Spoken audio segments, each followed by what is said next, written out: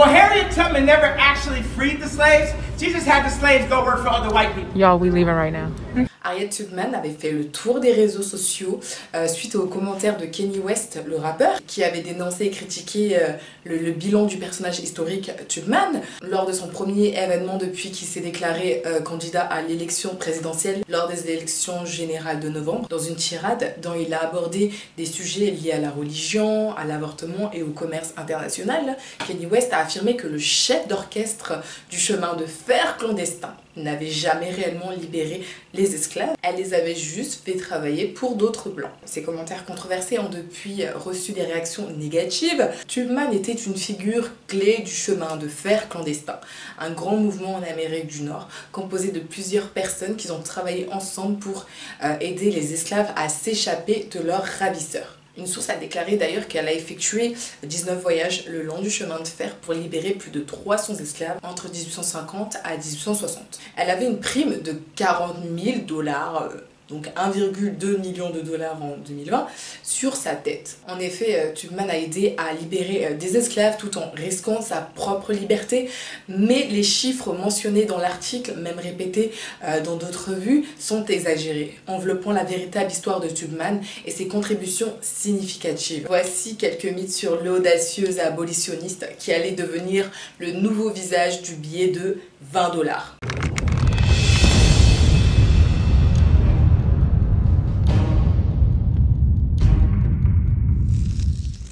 Alors, premier mythe, Tubman a sauvé 300 personnes en 19 voyages.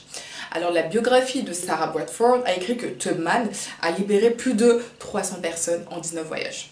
Une affirmation que l'on peut trouver sur divers monuments et plaques. Cependant, les missions de sauvetage de Tubman, qui ont sans aucun doute contribué à changer l'Amérique, étaient plus limitées. Selon un rapport de Harriet Tubman Biography, Tubman a sauvé environ 70 personnes, y compris la famille et les amis, au cours de 13 voyages au Maryland, et non de 19 voyages. Le rapport ajoute aussi que Tubman a fait savoir à plusieurs reprises aux gens, lors de réunions publiques et privées en 1858 et en 1859, qu'elle avait sauvé 50 à 60 personnes en 8 ou 9 voyages. Puis vint sa dernière mission en décembre en 1860 où elle sauva 7 personnes. Nous pouvons nommer toutes les personnes que Tubman a pratiquement aidées, en plus de la famille et des instructions à environ 70 autres chercheurs de la côte et qu'ils ont trouvé leur chemin vers la liberté et par eux-mêmes. Deuxième mythe alors, Tubman a lancé le chemin de fer clandestin et a sauvé des gens de partout dans le sud. Alors Tubman n'a pas lancé le chemin de fer clandestin car le réseau pour aider les esclaves libres était déjà établi lorsqu'elle a rejoint. Le réseau comptait des personnalités peu connues mais clés comme William Steele et le pasteur Samuel Green qui risqueraient leur propre liberté pour aider les esclaves fugitifs. Les archives cependant montrent que Tubman a rendu le réseau plus fort et plus efficace. Et ces missions de sauvetage du chemin de fer clandestin ne sont pas allées jusqu'au sud, comme certains le prétendent.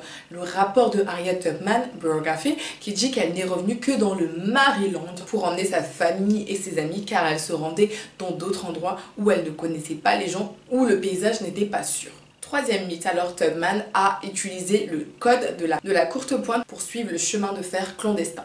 Alors Tubman, en plus de compter sur son courage et sa foi en Dieu, a utilisé plusieurs méthodes pour échapper à l'esclavage, puis revenir pour sauver les autres. Elle n'a jamais utilisé une courte pointe, qui avait codé des directions comme celles des autres. En outre, le code de courte pointe qui aurait aidé les esclaves à s'échapper n'était qu'un mythe. Ainsi, au lieu de la courte pointe, Tubman s'est appuyé sur des personnes de confiance, noires et blanches, qui l'ont caché et lui ont dit qui d'autres elle pouvait faire confiance. Elle a utilisé des déguisements, elle marchait, montait à cheval, en charrette, naviguait sur des bateaux et montait sur de vrais trains, écrit Harriet Tubman Biography. Tubman a dû soudoyer des gens, suivre des rivières qui serpentaient vers le nord, utiliser les étoiles et d'autres phénomènes naturels pour la guider vers le nord et envoyer des lettres écrites pour elle par quelqu'un d'autre à des personnes dont elle savait qu'elle pouvait avoir confiance en sa mission. Elle portait un pistolet pendant ses missions et a même utilisé certaines chansons pour signaler si c'était sûr ou non. Qui est un mythe sur Harriet Tubman, alors Tubman a chanté Swing low, sweet champion, yes. Wade in the water, wade in the water, children. Follow the drinking gourd. Follow. Comme déjà mentionné, Tubman a chanté certaines chansons pour indiquer le danger ou la sécurité. Mais pour celle-ci dessus, il est documenté qu'elle a chanté 2 chansons lors de ses missions de sauvetage. Go Down Moses et Bound for the Promised Land, tout en changeant le tempo de ses chansons pour indiquer s'il était sûr de sortir ou non.